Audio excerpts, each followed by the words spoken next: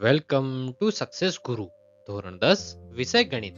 આજે આપણે જોશું સ્વાધ્યાય 8.3 ના પ્રશ્ન 4 નો 8મો દાખલો. તો ચાલો શરૂ કરીએ.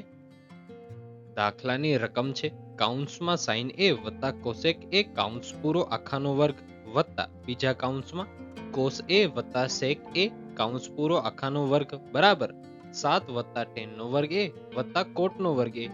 આ દાખલો માર્ચ 2022માં બોર્ડ એક્ઝામમાં પૂછાયેલો છે, માટે ખૂબ જ ઇમ્પોર્ટન્ટ રહેશે. તો ચાલો હવે આપણે જવાબ જોઈએ.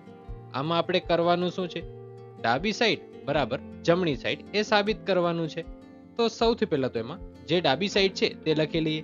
ડાબા બરાબર આપણે ડાબી સાઈડ લખી લીધી. હવે આગળ શું કરવાનું? અહીં આપણે ઇઝીલી જોઈ શકીએ છીએ આ કાઉન્સમાં છે અને કાઉન્સમાં જો a પ્લસ b હોય તો આપણે એક સૂત્ર છે જે જાણીએ છીએ, પ્રથમ પદનો વર્ગ વત્તા 2 ગુણ્યા પ્રથમ પદ ગુણ્યા બીજું પદ વત્તા બીજા પદનો વર્ગ. એ આપણું સૂત્ર છે, એ પ્રમાણે છૂટું પડશે. અને બીજું પદ પણ એટલે કે આ પદ પણ એ રીતે જ છૂટું પડશે. તો ચાલો આપણે એને છૂટું પાડીએ, સૂત્ર પ્રમાણે લખી લઈએ. તો આપણું આગળનું પદ બનશે sin નો વર્ગ a વત્તા 2 ગુણ્યા sin a ગુણ્યા cosec a વત્તા cosec નો વર્ગ a.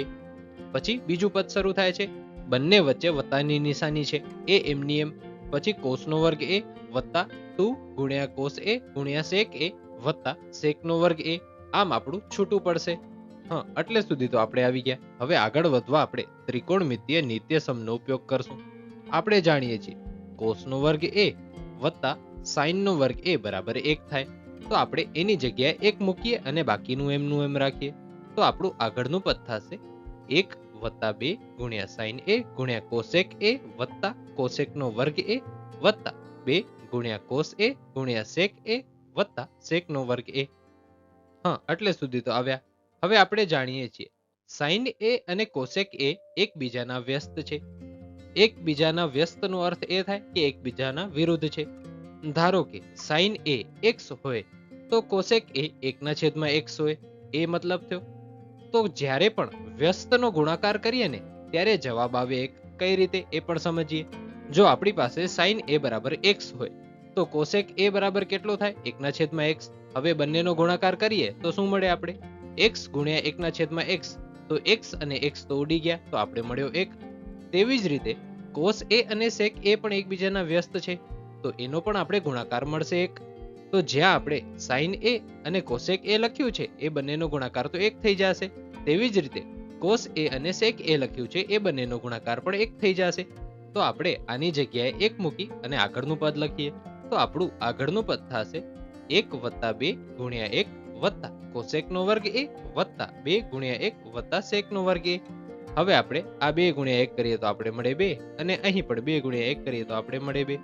તો આપણું આગળનું પદ થશે 1 વત્તા 2 વત્તા 2 વત્તા cosec નો વર્ગ a વત્તા sec નો વર્ગ a. હવે આપણે આનો સરવાળો કરી નાખીએ તો કેટલો થાય? 5 થાય. પણ ડાબી સાઈડ જોઈએ તો આપણે તો જોઈએ છીએ 7 વત્તા tan નો વર્ગ a વત્તા cot નો વર્ગ a. એ કેવી રીતે લાવવા? આ તો 5 તો થઈ ગયા આપણી પાસે, 1 પ્લસ 2 પ્લસ 2. હવે ફરી પાછા આપણે ત્રિકોણમિતીય નિત્યસમનો ઉપયોગ કરીએ. તો cosec નો વર્ગ a એના માટે કયું લાગુ પડશે?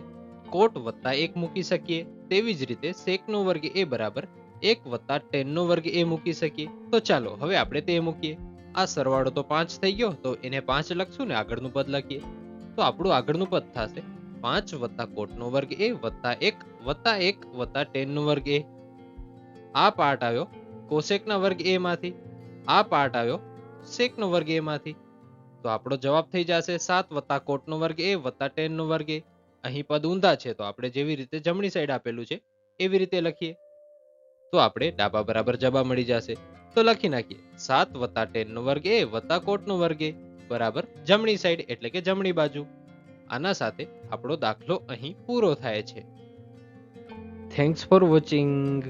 જો તમને દાખલો સમજાઈ ગયો હોય તો વિડીયોને લાઈક કરજો અને આવા જ એજ્યુકેશનલ કોન્ટેન્ટ માટે ચેનલને સબસ્ક્રાઇબ કરજો.